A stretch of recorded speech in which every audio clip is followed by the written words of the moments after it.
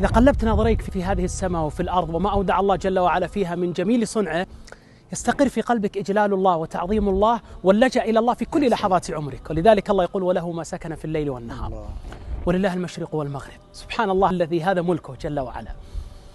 الأوجاع التي ترفع إلى السماء هي التي تنقطع سريعا ويأتي فيها فرج الله بشكل يدهشك. إبراهيم الخليل عليه الصلاة والسلام ينظر إلى النار تتضرم ويأكل بعضها بعضا، ثم يرفع الشكوى إلى الله: حسبنا الله ونعم الوكيل. كان الخطاب للنار، لم يكن للأرض أن تبتلعها ولا للسماء أن ينزل عليها ماء منهمر، وإنما كان الخطاب للنار: كوني بردا وسلاما على إبراهيم. انظر إلى فرج الله إذا جاءك كيف يأتيك، وانظر إلى خير الله جل وعلا كيف يصلك، والله غفور شكور. ولذلك أعطني همك وغمك وأوجاعك التي جعلتك تتقلب على فراش الألم والضيق ليلك ونهارك، وضعها أمام قول ربك: لا تدري لعل الله يحدث بعد ذلك أمرا.